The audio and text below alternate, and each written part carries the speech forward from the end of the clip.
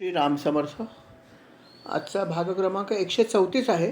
पण अर्थात या भागाला सुरुवात करण्यापूर्वी मागील भागाला आपण स्पर्श करूया आणि लगेचच पुढे जाऊया. श्रीराम भागाला स्पर्श करण्यापूर्वी माझा आवाज आपल्याला ऐकू येतोय का? एकदा प्लीज सांगा, स्पष्ट येतो का ऐकू?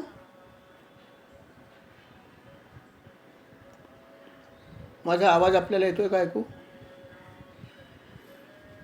ओके, हां, धन्यवाद. श्रीराम. जसं आपण कालच्या भागामध्ये पाहिलं होतं की भगवंत जे आहेत श्रीकृष्ण भगवंत यांचा विवाह झाला. अर्थात विवाह होण्यापूर्वी जे काही गडबड झाली तिचे आपण वर्णन ऐकलं की पहिल्यांदा विवाह तर बलराम दादांचा झाला. पण त्यांचा विवाह होताना काही गडबड नव्हती, कारण त्यांचा ज्यांच्याशी विवाह होणार होता त्या राजाची संमती होती की विवाह जरूर करावा, काही प्रश्न नव्हता. त्यामुळे त्यांना काही तसा प्रश्न आला नाही. परंतु जेव्हा यांचा विवाह होता तेव्हा मात्र बरीच अडचण निर्माण झाली होती. कारण भगवंताची इच्छा होती, अर्थात भगवंताची इच्छा आणि मुख्य म्हणजे रुक्मिणीची इच्छा. रुक्मिणीची इच्छा होती, अर्थात भगवंताबरोबर आपला विवाह व्हावा.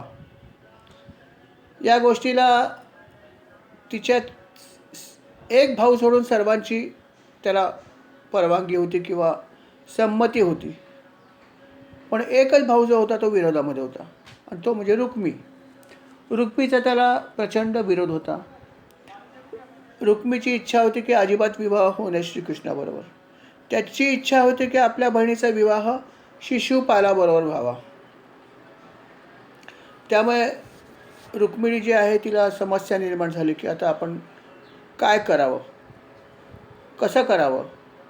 आणि हा जो तिचा मोठा भाऊ होता रुक्मी, हा अतिशय शक्तिशाली पण होता. त्यामुळे तिला प्रचंड अडचण निर्माण झाली की आता आपण काय करायचं, कसं करायचं, काय करावं, कशाप्रकारे हे करता येईल, असे तिच्या मनामध्ये खूप काही शंका निर्माण झाल्या की माझं आता लग्न कसं होणार आणि काय करायचं तिला समजेना. अर्थात त्याच्यावर तिने उपाय शोधला. तिने एक ब्राह्मण जो आहे तिच्या विश्वासातला त्याला बोलवलं आणि सांगितलं की बाबा रे, माझं एक काम कर, गुप्त काम आहे. तुला मी एक पत्र देते. हे पत्र जे आहे ते श्रीकृष्णाच्या नावाने मी लिहिलेलं आहे. तर हे पत्र तू त्याला नेऊन दे गुप्तपणे आणि त्याचा निरोप घेऊन ये. त्याला सगळी परिस्थिती मी ह्याच्यात लिहिलेली आहे. तेव्हा हे जर तू करशील तर फार मोठं माझं काम होईल. अशा प्रकारे तिने तो निरोप दिला. तो निरोप घेऊन अर्थात हा जो ब्राह्मण होता हा यथावकाश गुप्तपणे जायचं होतं. यथावकाश तो हळूहळू निघाला गुप्तपणे आणि त्या देशाकडे निघाला. दरम्यानच्या काळामध्ये भीष्मक जो राजा होता विदर्भ देशाचा, ज्याची ही कन्या होती रुक्मिणी, याने विवाहाची तयारी सुरू केली. त्यांनी पण विचार केला रुक्मी हा शक्तिवान आहे, तेव्हा रुक्मीचं आपण ऐकूया. म्हणून रुक्मीचं ऐकून त्यांनी ठरवलं की आपल्या मुलीचं लग्न शिशुपालाशीच करायचं. झालं. राजा आणि मोठा मुलगा ठरवलं म्हणल्यावर काय कोण मध्ये येणार. लग्नाची तयारी त्यांनी सुरू केली एक साईडनी. तिकडे शिशुपालाला पण अर्थात हे सगळं कळवण्यात आलं. शिशुपाल आनंदित झाला. शिशुपालाने तिकडे तयारी सुरू केली. तिथल्या राजाने चेदी नरेश जो होता त्यांनी तयारी चालू केली. त्यांनी वरात घेतली आणि तोही याच बाजूला निघायला सज्ज झाला. इथे यांनी पण सगळी तयारी केली. सगळं तयारी चालू आहे आणि इथे रुक्मिणी जी आहे ती खालीवर होते. आता करावं काय? लग्न एक दिवसांनी जवळ येत चाललं आहे आणि अजून ब्राह्मणाचा काही निरोप आला नाही आहे. दरम्यानच्या काळात तो ब्राह्मण यथावकाश तिथे पोचला, भगवंताकडे पोचला. भगवंताला त्याने तो 7 श्लोक असलेलं पत्र दिलं. भगवंताने ते वाचलं, ज्यात तिने सांगितलं होतं की असं असं माझी तर इच्छा आहे आपल्याशी विवाह करायची, पण असा असा विरोध आहे आणि तुम्ही इथे या आणि माझं हरण करा. राक्षस विधीने आपण पाणीग्रहण करूया. तिने हेही सांगितलं की जर तुम्हाला युद्ध टाळायचं असेल, कारण माझे सगळे बंधू जे आहेत ते बाकीचे ते एक बाजूला आहेत, पण माझा मुख्य बंधू जो आहे मोठा तो पूर्ण विरोधात आहे, त्यामुळे सैन्य वगैरे तिथे असू शकतं. तेव्हा तुम्हाला युद्ध करायचं नसेल तर अजून एक उपाय मी सांगते की लग्नाच्या आदल्या दिवशी मी कुलदेवतेचे दर्शन घेण्यासाठी जाणार आहे. तेव्हा मी एकटी असेल त्या मंदिरामध्ये, त्यावेळेस तुम्ही त्या वेळेचा उपयोग करून आपण माझं हरण करू शकता. आणि जर आपण नाही आलात तर मात्र हा देह माझा मी ठेवणार नाही. अशा प्रकारचा गुप्त संदेश जो आहे तो अर्थात भगवंताकडे, कृष्णाकडे पोचला. कृष्णाने तो वाचला आणि कृष्णाने अर्थात परत निरोप पाठवला की काळजी करू नको, तुला हवी असलेली गोष्ट लवकरच होईल. हा संदेश जो आहे तो ब्राह्मणाला त्याने दिला. ब्राह्मण तिथून यथावकाश निघाला.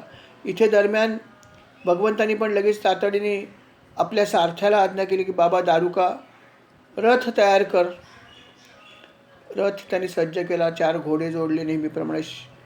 दिव्य असे ते रथ, दिव्य असे घोडे, सगळंच दिव्य होतं. सगळे साहित्य त्याच्यामध्ये लढण्याचं होतं. तो रथावर आरूढ झाला श्रीकृष्ण, अर्थात एकटाच, आणि निघाला. तो निघाला तेव्हा इथे बलराम दादाला माहीत नव्हते की तो एकटा आहे. पुढे गेल्यानंतर त्यानं लक्षात आलं की अरे इथे तर श्रीकृष्ण एकटाच पुढे गेला आणि तिथे सैन्य असू शकतं. तेव्हा युद्ध करायची वेळ आली तर कृष्णाला एकट्याने युद्ध करावं लागेल, म्हणून तो मागाहून निघाला सैन्य घेऊन. इथे दरम्यान हा जो भीष्मक राजा होता त्याने सगळी तयारी केली होती.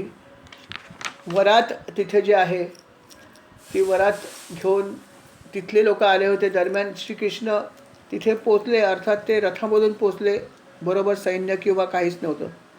त्यामुळे राजाला असं वाटलं की हा आपल्या मुलीच्या लग्नासाठीच आला आहे, म्हणून त्यांनी त्यालासुद्धा बोलवलं आतमध्ये, स्वागत केलं आणि त्याला छानपैकी राहण्याची सोय केली. असं सगळं त्यांनी केलं.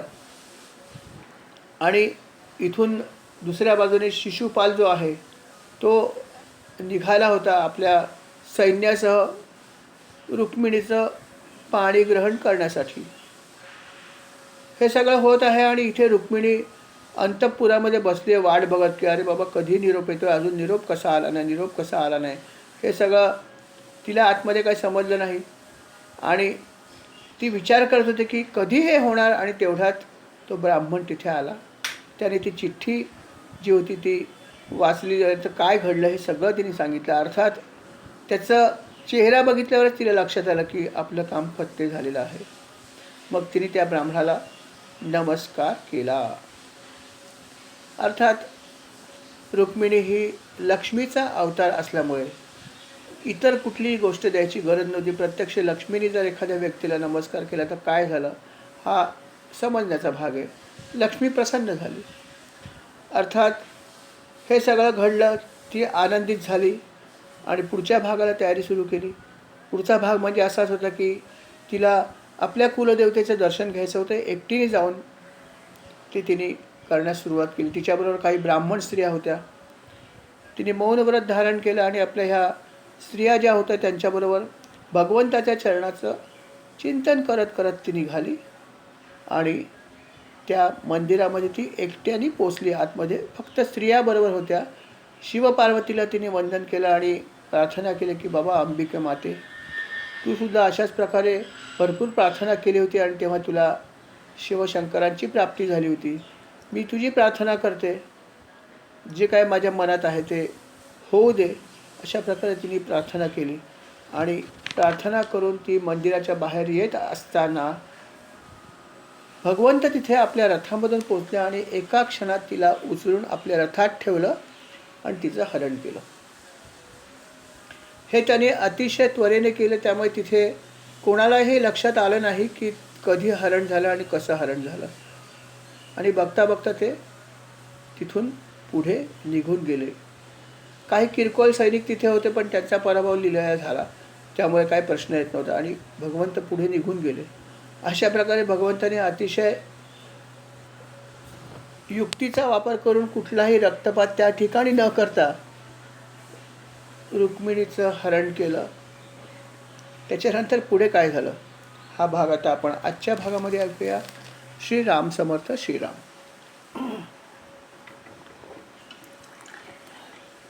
भाग क्रमांक आजचा अर्थात 134.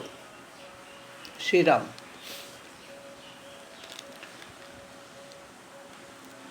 हरण तर भगवंतानी केलं, पण जसं मी म्हणलं की शिशुपाल आणि त्याच्याबरोबर अनेक त्याचे मित्र राजे सगळे आले होते, सगळे सैन्य घेऊन आले होते. कारण शिशुपालाला जरा शंका होतीच मनामध्ये की माझ्याबरोबर ही काही लग्न करेल असं वाटत नाही आहे आणि दगाफटका होऊ शकतो. त्याला जरा संशय होताच. विशेषतः श्रीकृष्णापासून त्याला भीती वाटतच होती. त्यामुळे तो थोडासा तयारीत आला होता. बरोबर जरासंध होता, तोही कृष्णाचा द्वेष्टा.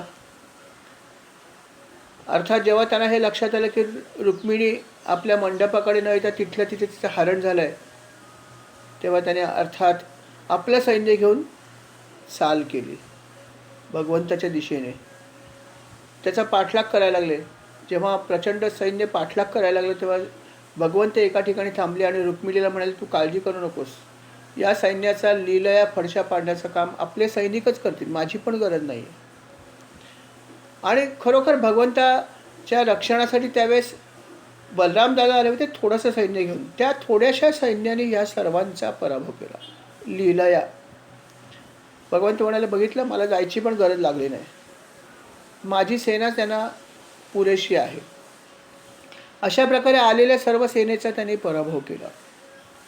आणि मग अर्थात पराभव झाला ते सगळे सैनिक आणि सर्व राजे तिथून निघून गेले. पण शिशुपाल जो होता, ज्याच्याशी रुक्मिणीचं लग्न होणार, तो अतिशय अतिशय निरुत्साही झाला होता, निस्तेज झाला होता. त्याला घरी जायची इच्छाच नव्हती. तो म्हणाला, आता काय घरी जाऊ, मी माझ्या पत्नीला घेऊन येणार होतो, आता काय काळं तोंड दाखवू, काय सांगू त्यांना. त्याला काय समजेना, तो तिथेच थांबला. तेव्हा जरासंधाने हे बघितलं आणि जरासंध त्याच्याकडे गेला आणि त्याचं सांत्वन केलं. बघा गंमत, जरासंध एक पापी, तो दुसरा पापी, पण सांत्वन खूप चांगलं केलं. गमतीचा भाग आहे की सांत्वन त्याने अतिशय चांगलं केलं आणि अतिशय आध्यात्मिक गोष्टी त्याला सांगितल्या. बघा जरासंध काय म्हणतोय. जरासंध त्याला काय म्हणाला बघा. जरासंध त्याला म्हणाले की असं आहे की तुला आज जे काही दुःख होतं, दुःख मानू नकोस. अरे हे जीवनामध्ये होतच असतं, कधी सुख कधी दुःख, चालायचं. तो म्हणाला, तू माझं उदाहरण घे स्वतःचं.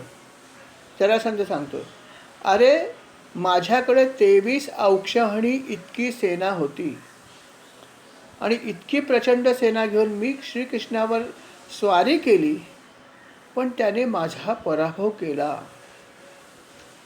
आणि केवळ एकदा नव्हे, असं 23 औक्षणी सेना घेऊन मी 17 वेळा त्याच्यावर स्वारी केली, पण प्रत्येक वेळेस या प्रचंड सेनेसह त्याने माझा पराभव केला आणि मला जिवंत सोडलं. आता इतका माझा अपमान झाला तरी पण मी ना उमेद झालो नाही. हे तू माझं उदाहरण घे. आणि 18व्यांदा जेव्हा मी स्वारी केली तेव्हा माझा विजय झाला. भगवंत पळूनच गेले. भगवंताला मी जाळून टाकलंय. अर्थात ही त्याची वल्गना होती, भगवंत होते, पण तो असं म्हणला की, आणि ही ते गोष्ट खरोखर घडली की 17 वेळा श्रीकृष्णाने त्याचा पराभव केला होता. आणि तेच त्यांनी सांगितलं की बघ, असं असं कृष्णाने माझा इतके वेळा पराभव केला, पण मी ना उमेद झालो नाही. तेव्हा तू हे लक्षात ठेव की असं होत असतं. तेव्हा तू कुठल्याही प्रकारची चिंता न करता आता घरी परत जा आणि कधीतरी संधी मिळेल तेव्हा नक्की तुझा विजय होईल, हे लक्षात ठेव. कधीतरी वेळ अनुकूल असतो, कधी कधी प्रतिकूल असतो. तेव्हा आपला अनुकूल वेळ आला की आपलाच जय होणार, हे लक्षात ठेव. अशा प्रकारचा उपदेश जरासंधाने शिशुपालाला केला आणि मग तो त्याला पटलाच. समानशीलेषु सख्यम, त्याचा उपदेश त्याला पटला. तो गेला, ठीक आहे म्हणला, हरकत नाही. शिशुपाल तर घरी गेला, पण एक व्यक्तीला मात्र हा उपदेश पण पटला नाही. तो कृष्णाचा एकदम द्वेष्टा होता आणि तो म्हणजे रुक्मिणीचा मोठा भाऊ, की ज्याला अजिबात कृष्ण आवडत नव्हता. आणि कृष्णाने अशा प्रकारे तिचं हरण केलं, असं सगळं केलं, हे तर त्याला अजिबात आवडलं नाही.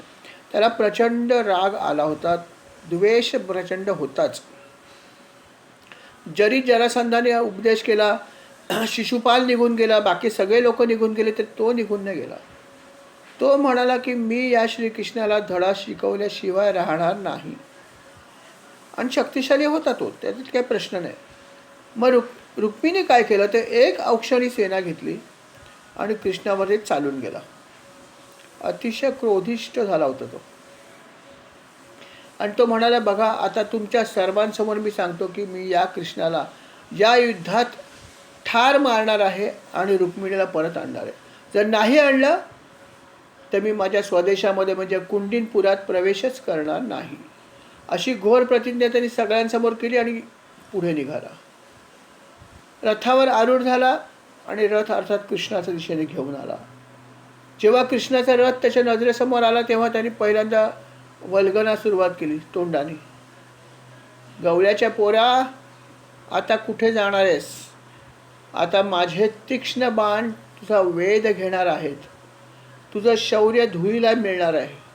लक्षात ठेव, माझ्या बहिणीला तू बळजबरीने आणलेलं आहेस, पण तू मला ओळखलं नाहीस. माझी शक्ती काय तुला माहीत नाही आणि आता माझ्याशी युद्ध कर. असं म्हणून त्यांनी धनुष्यबाण हातात घेतला. त्यांनी धनुष्यबाण हातात घेतला. कृष्ण फक्त ऐकत होता. कृष्णाने बघितलं, धनुष्य हातात घेतलं. कृष्णाने एक बाण सोडला आणि त्याचं धनुष्य तोडून टाकलं. त्यांनी लगेच दुसरं धनुष्य घेतलं. त्यांनी धनुष्य हातात घेतलं. कृष्णाने एक बाण अजून सोडला. दुसऱ्या क्षणी तेही धनुष्य तुटलं. अशी त्यांनी एकामागे एक अनेक धनुष्य हातात घेतली. धनुष्य हातात घेतले की दुसऱ्या क्षणी त्याचा वापर व्हायच्या अगोदर कृष्ण एक बाण सोडायचा आणि धनुष्य तोडून टाकायचा. अशा प्रकारे अनेक धनुष्य त्यांनी घेतले, अनेक तोडले. नंतर कृष्णाने काय केलं असेल, धनुष्य तोडल्यावरती घोड्यांवरती काही बाण सोडले. झालं, घोडे संपले तिथे. सारथीवरती 2 बाण सोडले, तो मूर्छित झाला. त्याच्यानंतर ज्या रथावर तो बसला होता त्या रथाचा ध्वजच तोडून टाकला. ध्वज तोडणं म्हणजे अपमान समजला जातो.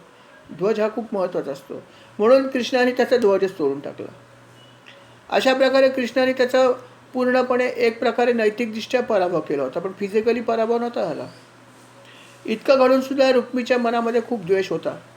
रुक्मिणी काय केलं असेल तर रुक्मिणी धनुष्यबाणाला हात न लावता हातामध्ये एक वेगळं शस्त्र घेतलं, परीघ घेतला हातामध्ये. रुक्मिणी परीघ हातात घेतला. दुसऱ्या क्षणी एक बाण आला आणि रुक्मीच्या परीघाचे तुकडे तुकडे झाले. त्यांनी मग शूल हातात घेतला, शूलाचे तुकडे झाले. ढाल घेतली, ढालीचे तुकडे झाले. तोमर हातात घेतला, तोमराचे तुकडे. श्रीकृष्ण त्यांनी जे कुठलं शस्त्र हातात घेईल त्या शस्त्राचे एका क्षणात एक बाण सोडून तुकडे करायचा. अशा प्रकारे जेवढी शस्त्र घेतली सर्व शस्त्ररीती कृष्णाने तोडून टाकली. शेवटी रुक्मीला प्रचंड राग आला आणि त्यांनी रथामधून उडी मारली. म्हणाला, आता मी हातानेच युद्ध करतो असं म्हणाला. आणि त्यावेळेस त्याच्या कमरेला एक तलवार होतीच, नाही असं नाही. तो धावत धावत निघाला, कृष्णाच्या दिशेने गेला. रथावर चढला. कृष्णाने तोपर्यंत काही केलं नाही, येऊ दे म्हणला.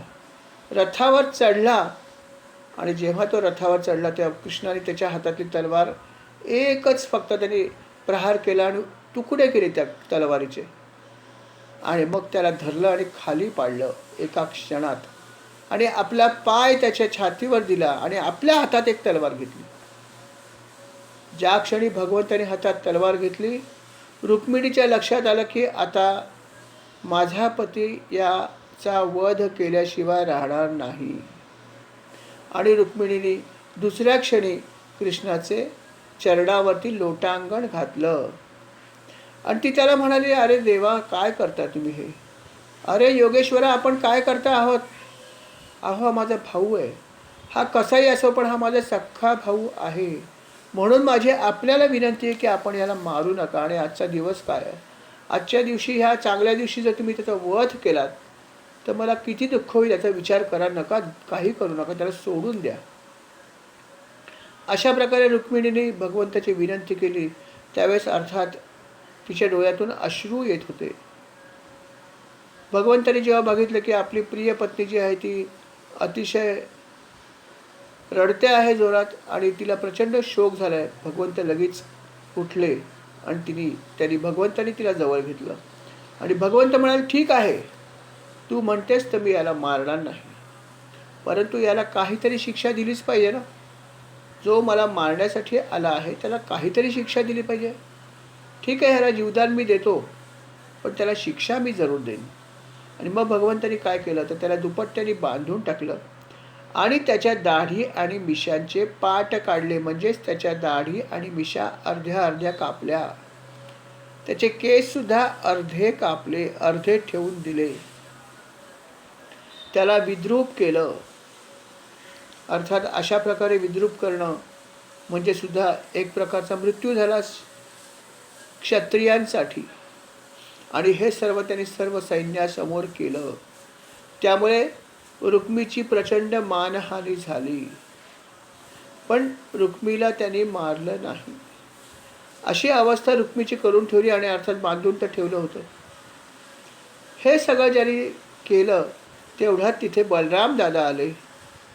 एरवी बलराम दादा खूप कठोर, खूप रागीट, पण जेव्हा त्यांनी हे बघितलं की रुक्मी अशा प्रकारे बांधला गेला आहे, त्याच्या अशा प्रकारे अवहेलना भगवंतानी केली, त्याची खूप दया आली आणि त्यांनी त्याला मोकळं केलं. आणि तो कृष्णाला म्हणाला, अरे कृष्णा, तू हे का असं केलंस? अरे असं आपण नाही करायला पाहिजे. तो लांबून लांबून का होईना नातलग होता आणि आता तर त्याच्याशी तुझं नातं निर्माण झालं आहे. तू त्याच्या बहिणीशी लग्न करतोयस, तर अशा वेळेस तू त्याला अशा प्रकारे कुरूप करायला नव्हतं पाहिजे. अरे अशा प्रकारे कुरूप करणं म्हणजे एक प्रकारे वधच आहे. आणि अर्थात कृष्णालाही माहीत होतं म्हणूनच त्याने केलं. त्याचा वध त्याला करायचा नव्हता रुक्मिणीमुळे, म्हणून त्यांनी त्याला एक प्रकारे शिक्षाच दिली होती. पण दादा त्याला म्हणतायत की हे तू करायला नव्हतं पाहिजे, असं करणं हे काही चांगली गोष्ट झाली नाहीस, तेव्हा त्याला सोडून दे. अर्थात कृष्णाने त्याला काहीही उत्तर दिलं नाही. दादांचा रिस्पेक्ट त्यांनी ठेवला. तो म्हणाला, ठीक आहे दादा, जे तू म्हणतोस ते ठीकच आहे, मी आता अजून काही करणार नाही ह्याला. हे सगळं त्यांनी कृष्णाला सांगितलं. आणि नंतर रुक्मिणीकडे बलराम दादा वळाले. ते त्याला म्हणाले, बाई ग, माझ्या या लहान भावाने अशा प्रकारे तुझ्या मोठ्या भावाला विद्रूप केलेलं आहे. तुला नक्कीच हे आवडलं नसेल, तुला नक्की राग आला असेल, तुला दुःख झालं असेल. पण एक लक्षात ठेव की तुझ्या या भावाला हे जे काही घडलं, जरी समजा हे कृष्णाने केलं असलं तरी पण हा भाग लक्षात ठेव की हे त्याच्या स्वतःच्या कर्माचंच फळ होतं, जे कृष्णाच्या हातून मिळालं. त्याला जबाबदार कृष्ण नाही.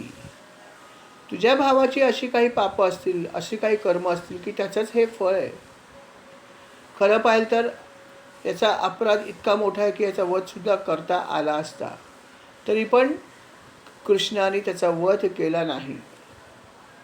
तेव्हा तू हे गोष्ट लक्षात ठेव की अशा गोष्टी जेव्हा होतात तेव्हा होत असताना त्या माणसाच्या कर्माचं ते फळ असतं, म्हणून असं घडतं.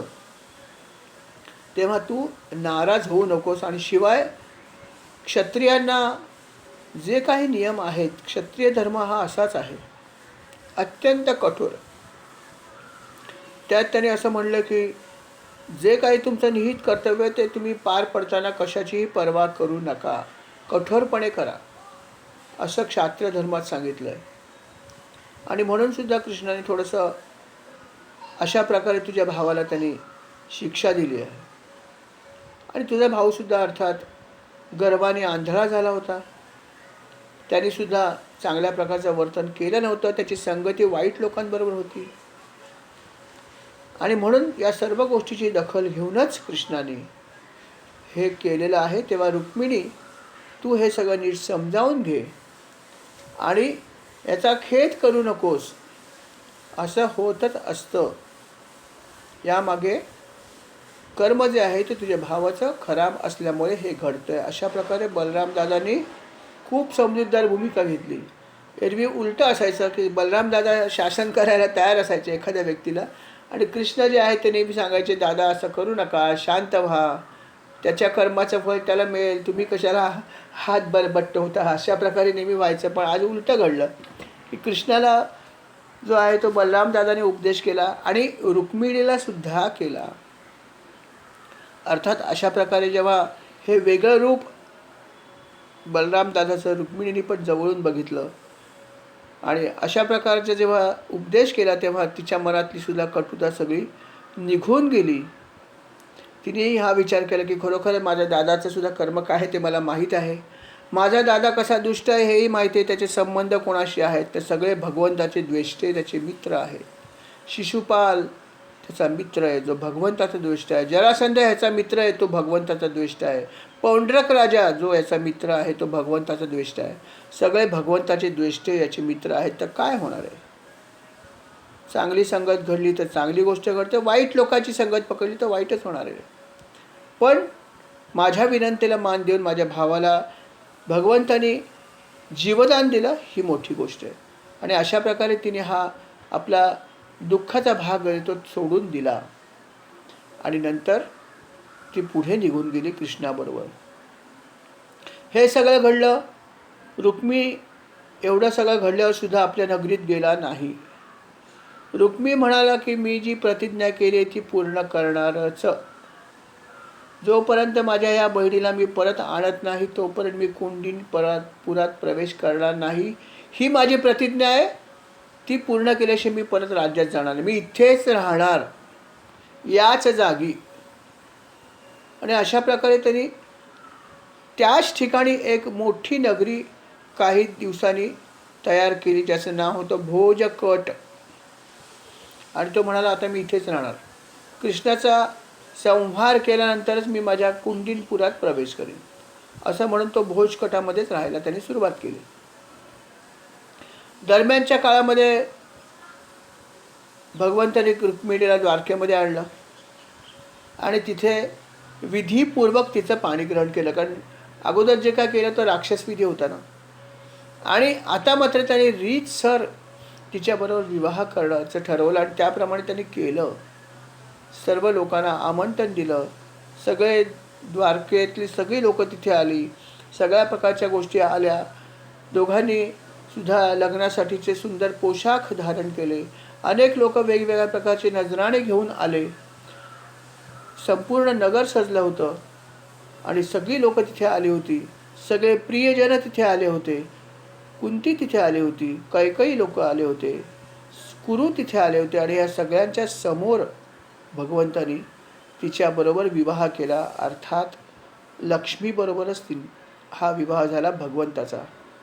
आणि हा विवाह सोहळा बघितल्या द्वारकावासी जे सगळे होते त्यांना अतिशय आनंद झाला. अशा प्रकारे रुक्मिणी हरणाची ही कथा या ठिकाणी संपते. शुकमुनी अशा प्रकारे ही कथा सांगतायत आणि परीक्षित राजा ऐकतायत.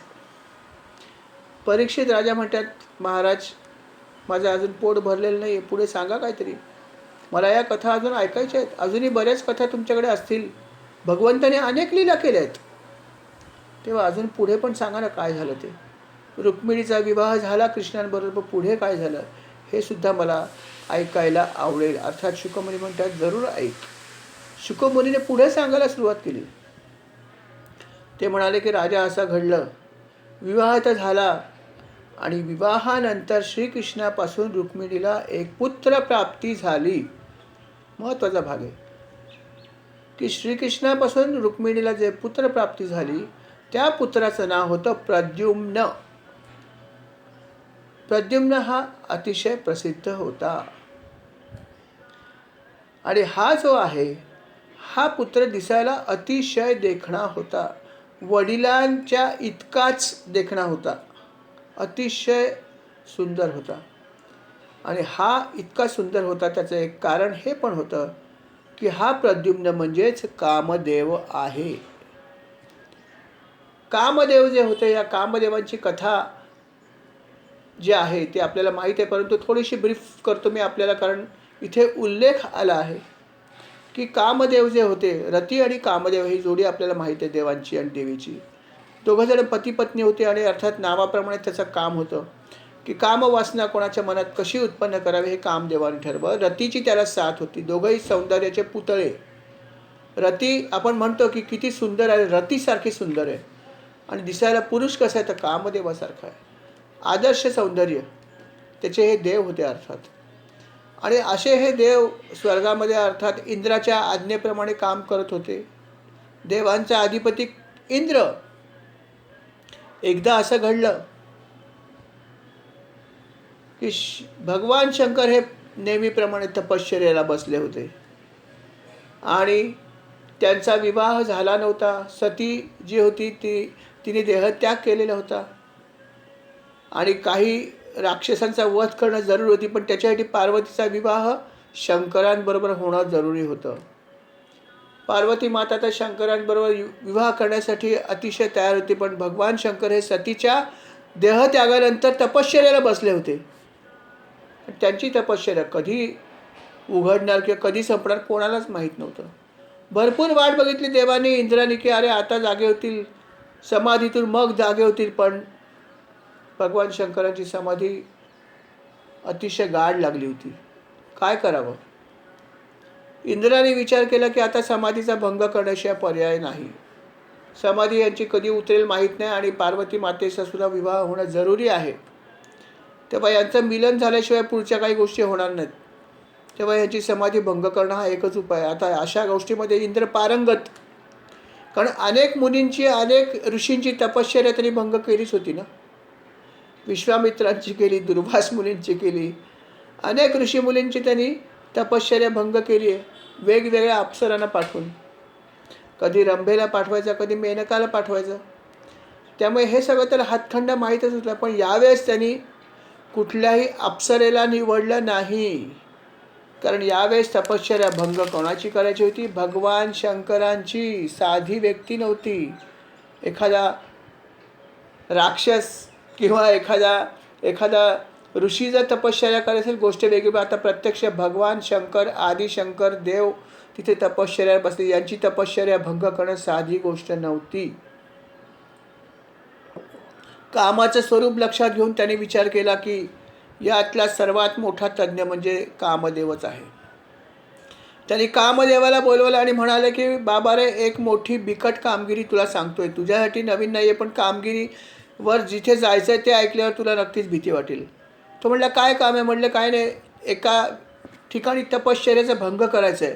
तो म्हटलं हे तर माझं कामच आहे, मी करेन. म्हणा थांब थांब थांब, समाधी कोणाची भंग करायची तपश्चर्या हे ऐक. तो म्हणाला कोणाची करेल? म्हणे भगवान शंकर. हे ऐकल्यावर तो सुद्धा घाबरला. अरे बापरे, भगवान शंकराची तपश्चर्या भंग करणं म्हणजे काय साधी गोष्ट नाही. ते क्रोधित पण होतात. जर क्रोधित झाले तर काय माझं खरं नाही, याची पण त्याला भीती होतीच ना. तो म्हणाला महाराज तुम्ही काय सांगतात? तर म्हणाले म्हणून तर तुला बोलवलं की बाबा रे, तू आणि तुझी पत्नी, तुझ्या एकट्याचं काम नाही हे, तू आणि तुझी पत्नी जा आणि भगवान शंकरांच्या तपश्चर्याचा भंग कर. त्यांची समाधी जी आहे ती मला उतरवायची आहे. समाधीस्थ आहे, समाधीचा भंग करायचा आहे, हे तुझं काम आहे. कसं करायचं तुझा भाग आहे, ही माझी आज्ञा आहे. आता आज्ञा म्हटल्यावर काय पर्याय नाही, जायलाच पाहिजे. कामदेव निघाले भगवंताचं स्मरण करत. म्हणाले आता भगवंता तूच बघ काय करायचं, मला माहीत नाही, मी तर काम करतोय, अतिशय कठीण अवघड कामगिरी आहे. कामदेव नेहमीप्रमाणे तिथे गेले. भगवान शंकर नेहमीप्रमाणे शांतपणे समाधीस्थ झाले होते, तपश्चर्या करत होते. बरोबर रतीला घेऊन गेले होते आणि मग रती आणि कामदेव हे दोघं मिळून भगवान शंकरांची समाधी जी आहे ती भंग करण्याच्या प्रयत्नात लागले. कामदेवाने अत्यंत सुंदर असा ऋतू तिथे निर्माण केला. सर्वत्र अतिशय मनोहर असं वातावरण निर्मिती केली. अनेक पक्षी तिथे आले, किलबिल करायला लागले.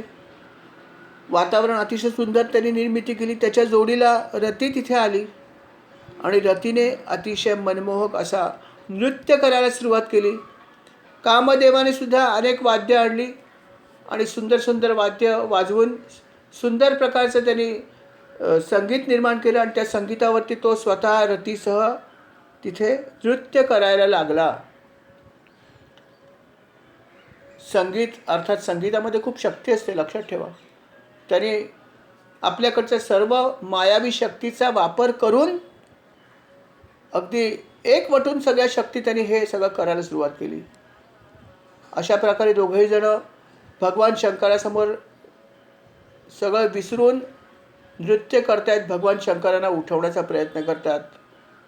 बराच वेळ लागला, पण नंतर असं घडलं की नंतर भगवान शंकरांची समाधी हळूहळू उतरायला लागली. हळूहळू भगवान शंकराची समाधी उतरायला लागली आणि नंतर त्यांची समाधी पूर्णपणे भंग झाली आणि त्यांनी डोळे उघडून बघितले की अरे कसला आवाज येतो इतका सुंदर.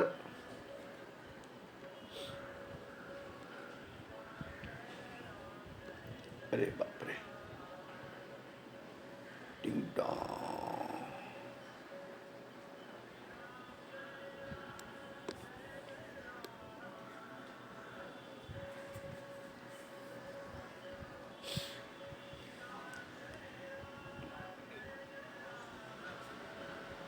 श्रीराम. हां, आवाज येतो ऐकू?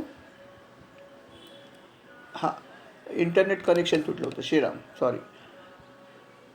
तर भगवान शंकरांची समाधी जी आहे ही उतरली होती आणि भगवान शंकरांनी डोळे उघडून बघितलं. डोळे उघडून भगवान शंकरांनी बघितलं. अरे बापरे!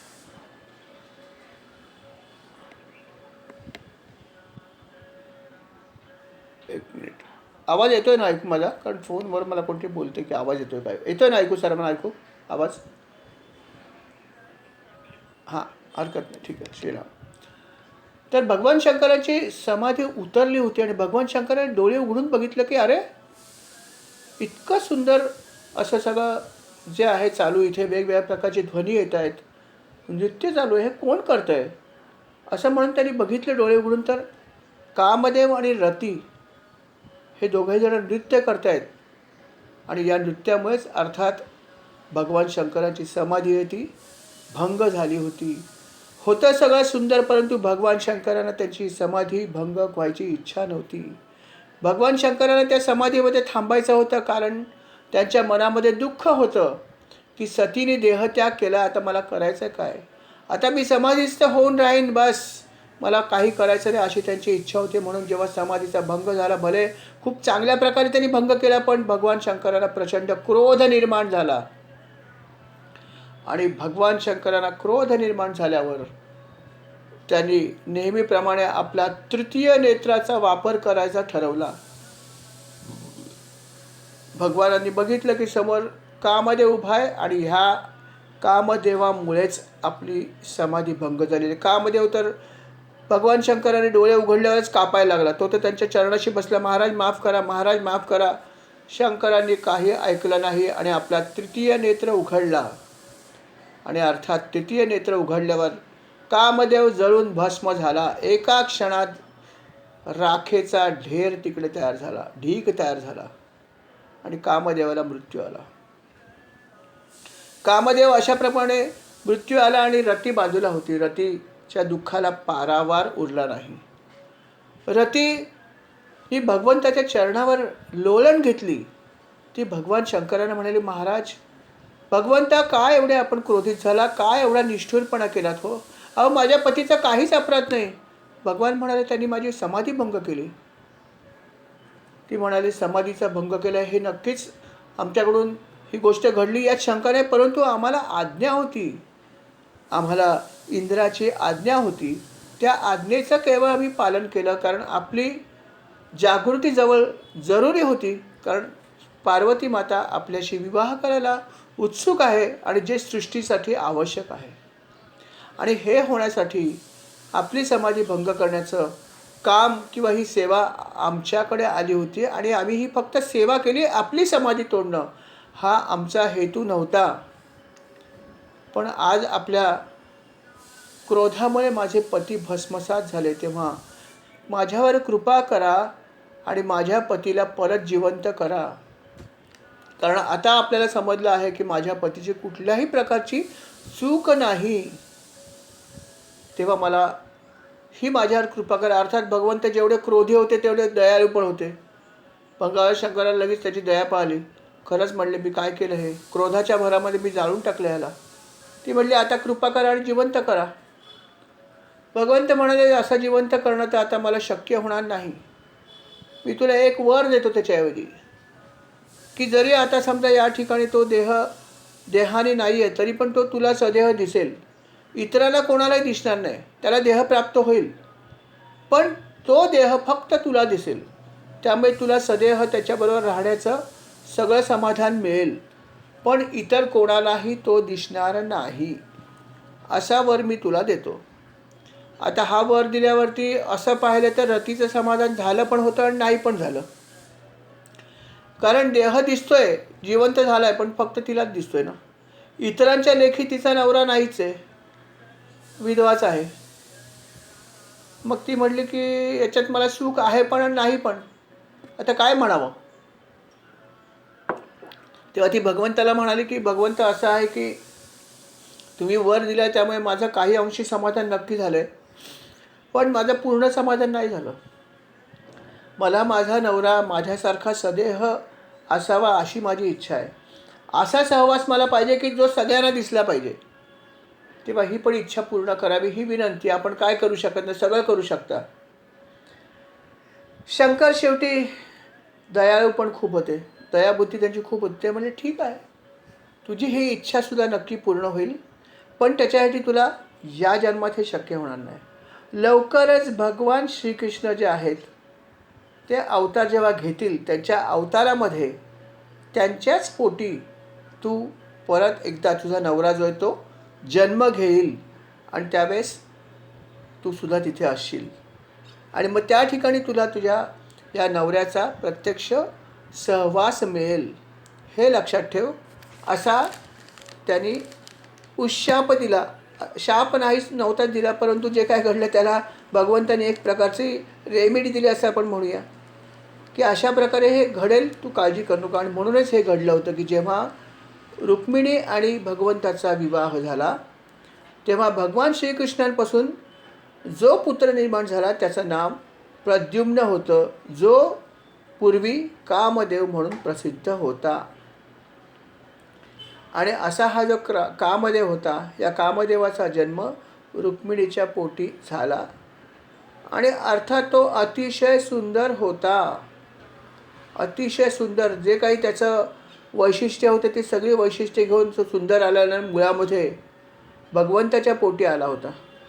भगवंतसुद्धा मुळात अतिशय देखणे होतेच की ज्यांच्याकडे बघणारी व्यक्ती बघतच राहायची. त्यामुळे असं म्हणायला हरकत नाही की काही बाबतीत पित्यापेक्षा सुद्धा तो पुढे असेल कदाचित. असा हा प्रद्युम्न जन्माला आला. त्याचा जन्म झाला 10 दिवस पण नव्हते झाले, पण 10 दिवसाच्या आतच शंभरासूर नावाचा एक जो राक्षस होता, ज्याला हे कोणीतरी सांगितलं होतं की तुझा मृत्यू होणार आहे या कृष्णाच्या मुलाच्या हातून, हे त्याला माहीत असल्यामुळे त्यांनी तिथे येऊन गुप्तपणे या मुलाला पळवून नेलं.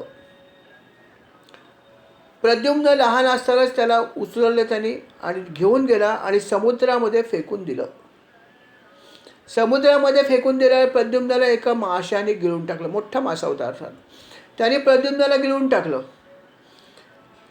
आणि तिथे असलेले जे कोळी बांधव होते ते नेहमीप्रमाणे अर्थात मासे पकडायला आले आणि त्यांच्या जाळ्यामध्ये हा मासासुद्धा नेमका सापडला ज्याने प्रद्युम्नाला गिळून टाकलं होतं. तो मोठा मासा होता म्हणून त्यांनी विचार केला की हा मासा खूप मोठा आहे, तेव्हा आपण हा शंभरासुराला भेट द्यावा. म्हणून शंभरासुराला तो मोठा मासा त्यांनी नेऊन दिला. म्हणाले हा अद्भुत मासा घ्या. शंभरासुराने विचार केला, चला एवढा मोठा मासा मिळाला, ह्याचं काहीतरी करूया. त्यांनी आपल्या आचार्यांना बोलवलं. म्हणाले हा मासा घेऊन जा, याचा काहीतरी करा, काय करता येईल ते. आचार्य त्याला अर्थात स्वयंपाकगृहात घेऊन गेले आणि त्यांनी त्याचं पोट फाडलं. आणि पोट फाडलं आणि बघतात तो काय, पोटामध्ये एक बालक आहे. बघून चकित झाले की प्रकार काय आहे. पण त्यांनी विचार केला की या बालकाचा आपण काय करणार. आचार्याने विचार केला की आपण काय करायचं. जर आपण शंभरासुराला नेऊन दिलं तर शंभरासूर कदाचित त्याला मारून टाकेल, तेव्हा मारणं काही बरोबर होणार नाही. तसे ते आचार्य चांगले होते. त्यांनी काय केलं की शंभरासुराची एक दासी होती, तिचं नाव होतं मायावती. आणि ही जी मायावती नावाची दासी होती, या दासीकडे त्यांनी या प्रद्युम्नाला सोपवलं. आणि ही मायावती म्हणजेच मागील जन्मातली रती होय. जेव्हा प्रद्युम्नाने जन्म घेतला भगवंताच्या पोटी, तेव्हाच रतीने दुसरा अवतार घेतला मायावती या रूपामध्ये, जी शंभरासुराची दासी झाली. आणि जो वर तिला दिला होता त्याची आता पूर्तता होत होती. कामदेवाची ही पूर्वीची पत्नी या ठिकाणी मात्र प्रद्युम्न जो आहे म्हणजेच कामदेव जो आहे तो तिच्याकडे लहान मुलाच्या रूपामध्ये आला. आणि अर्थात तिने त्याचं संगोपन करायला सुरुवात केली. तिच्या मनातली इच्छा पूर्ण झाली, कारण भगवान शंकरांनी सांगितलं होतं की तुला तो नक्कीच अशा प्रकारे प्राप्त होईल आणि तुला समाधान मिळेल. आणि म्हणून ती त्या दिवसापासून वाट बघत होती की कधी माझा हा पती आता कुठे जन्म घेतोय, काय घेतो. आणि अर्थात भगवंताच्या ह्या आशीर्वादाप्रमाणे त्यांनी यथावकाश भगवंताच्या पोटी जन्म घेतला. सगळं घडलं, त्याला फेकून दिलं, माशाने गेलं, पण माशाच्या पोटातून तो पोचला बरोबर आपल्या पत्नीकडे, मायावतीकडे पोचला. पण अर्थात तो लहान होता, त्याने मानव जन्म घेतला होता, त्यामुळे हे लहान मुलाच्या स्वरूपामध्ये आहे. अर्थात तिला हे समजलं की हेच आपले कामदेव आहेत, हे आपले पती आहेत. कारण नारद मुनीने येऊन सांगितलं, बाई ग, ज्या गोष्टीची तू वाट बघतेस तो हा इथे आलेला आहे मुलाच्या स्वरूपात. बस, आपले पतिदेवानी इथे जन्म घेतला आणि इथे त्या माझ्याकडे आलेत म्हटल्यावर झालं तिचं काम. ती अतिशय प्रेमाने तिने त्याचं संगोपन सुरू केलं, लहानाचा मोठा करायला सुरुवात केली, अतिशय प्रेमाने संगोपन केलं. आणि हा बघता बघता हळूहळू हळूहळू हळूहळू बघता बघता मोठा झाला आणि तरुण झाला, ज्याची ही वाट बघत होती. की कधी एकदा लहानाचा मोठा होतो आणि कधी तरुण होतो याची ती वाट बघत होती. आणि दिवसेंदिवस जसा हा मोठा होत होता तिची प्रेमभावना वाढत चालली होती. दिसायला हा प्रद्युम्न अतिशय सुंदर होता, त्याचे नेत्र अतिशय विशाल होते, हात गुडघ्या इतके लांब, अजान बाहू होता, अतिशय सुंदर असं त्याचं मुखकमल होतं. आणि अशा या सुंदर प्रद्युम्नाकडे जी जी लोक बघत होती ते त्याच्यावर मोहित व्हायच्या. स्त्रिया तर लगेच मोहित व्हायच्या, कारण कामदेवाचा अवतार. आणि अशा प्रकारे बघता बघता हा कामदेव म्हणजेच प्रद्युम्न जो आहे तो तरुण झाला, लहानाचा मोठा झाला. आणि जसा जसा हा मोठा होत होता मायावतीच्या मनामध्ये सुद्धा बदल होत होता. जेव्हा तो लहान होता तेव्हा आईच्या प्रेमाने त्याचं संगोपन केलं, पण जसा तो तरुण झाला तिच्या मनातले भाव बदलले आणि ती आपल्या पतीकडे जसं बघायचं किंवा प्रेमिकाकडे कसं बघायचं त्या नजरेने ती त्याच्याकडे बघायला लागले. आणि हा फरक जो आहे तो प्रद्युम्नाला लक्षात आला. कशी गंमत असे बघा, नाही का, की शेवटी मनातला भावच महत्त्वाचा, नाही का, की कोणी कोणाच्या जवळ जरी गेले तर मनात भाव काय ह्यालाच महत्त्व आहे. मग ती स्त्री असो किंवा पुरुष असो, काय भाव तुमच्या मनात आहे हा सगळ्यात महत्त्वाचा भाग आहे, की तुम्ही तिच्याकडे कुठल्या नजरेने बघता. किंवा ती स्त्रीसुद्धा, नेहमी पुरुषच वाईट असतात असं नाही, कधी कधी स्त्रियांची नजर पासू शकते, पण ती स्त्री किंवा तो पुरुष आपल्याकडे कुठल्या नजरेने बघतो ह्याला महत्त्व आहे. आणि जेव्हा या मायावतीच्या नजरेमध्ये फरक पडला तेव्हा प्रद्युम्नाला लक्षात आलं की हिच्या बुद्धीमध्ये फरक झालेला आहे. आणि त्यांनी प्रश्न विचारला, आई ग, तुझी बुद्धी अशी कशी बदलली? तू माझ्यावर प्रचंड माया केलीस, आईची माया केलीस इतके दिवस, पण आता तुझी माया जी आहे ते आईसारखी नसून एखाद्या कामिनीसारखी आहे. असा फरक तुझ्यामध्ये कसा पडला हे सांग. बघा, जाणवलं फरक, मायेतला जाणवला. तेव्हा रती त्याला म्हणाली, अहो प्रभू, तुम्हाला आता काय सांगू, अहो तुम्ही भगवंताचे पुत्र आहात, तुमची कथा तुम्हाला मी सांगू का काय घडली ती, की तुम्ही मुळात पुत्र आहात कृष्णाचे, नारायणाचे पुत्र आहात. तिथून तुमचं हरण केलं शंभरासुराने आणि मग तिथून तुम्ही यथावकाश माशाच्या पोटातून इथे पोचलात आणि इथे आलात. पण तुम्हाला हे माहिती का, हा तुमचा फक्त आत्ताचा जन्म आहे, पण त्याआधी तुम्ही कोण होतात? त्याआधी तुम्ही कामदेव होतात आणि मी रती होते. आणि त्यावेळेस असं असं सगळं घडलं होतं, तुमचं भस्म झालं होतं भगवान शंकराच्या तृतीय नेत्रामुळे. तेव्हा मी त्यांची रदबदली केली आणि त्यांनी मला हा उशाप दिला की तुम्ही असा जन्म घ्याल. सगळी कथा तिने त्याला व्यवस्थित सांगितली आणि म्हणाला की असं असं घडलं आणि आज तुम्ही माझे पती होण्यासाठी लायक आहात, कारण तुम्ही तरुण झाला आहात आणि म्हणून माझी बघण्याची नजर बदलली आहे. तुम्ही जे बघितलं ते बरोबर बघितलं आहे. तुम्ही माझे पती आहात आणि आता मला तुमचा सहवास हवा आहे. पण त्यापूर्वी एक महत्त्वाची गोष्ट तुम्हाला करावी लागेल, ती म्हणजे शंभरासुराचा तुम्हाला वध करावा लागेल. कारण शंभरासुराच्या राज्यात आपण आहोत. इथून जर जायचं असेल तर याचा वध करणं फार गरजेचं आहे. आणि हा वध करण्यासाठी मायेची गरज आहे. आणि अनेक प्रकारच्या माया मला अर्थात येतात. म्हणून मी तुम्हाला महामाया नावाची एक सर्व माया नष्ट करणारी, सर्व मायांच्या वर असलेली एक माया तुम्हाला देते, तिचा स्वीकार करा. अर्थात प्रद्युम्नाने हे सगळं ऐकल्यावर त्यालाही खूप आनंद झाला. त्याला सर्व पूर्वस्मृती आली. तिने आठवण करून दिल्यावर त्याने अर्थात आपल्या पत्नीकडून ह्या महामायेचा स्वीकार केला. आणि मग त्याने विचार केला की आता पहिलं निहित कर्तव्य म्हणजे शंभरासुराचा वध. आणि मग शंभरासुराकडे तो गेला. शंभरासुराला त्याने आव्हान दिलं. तो म्हणाला, तू फार पाप केलीस आजपर्यंत, आता तुझा वध मी करणार आहे. अर्थात अशा प्रकारे जेव्हा तो उद्गार त्याने काढले तेव्हा शंभरासुर तो राक्षस होता आणि प्रचंड गर्व त्याला होताच होता. लगेच तो बाहेर आला आणि हातामध्ये गदा घेतली आणि दोघांचं गदा युद्ध सुरू झालं. जोरजोरात युद्ध झालं. मायासूर हा जो राक्षस होता, शंभरासूर, अर्थात याच्याकडे अनेक प्रकारच्या माया होत्याच होत्या, राक्षसांकडे असतंच. त्यांनी सगळ्या आपल्या आसुरी विद्याचा उपयोग करायला सुरुवात केली. अनेक प्रकारची शस्त्रास्त्र फेकली, परंतु प्रद्युम्नाकडे सुद्धा महामाया होती.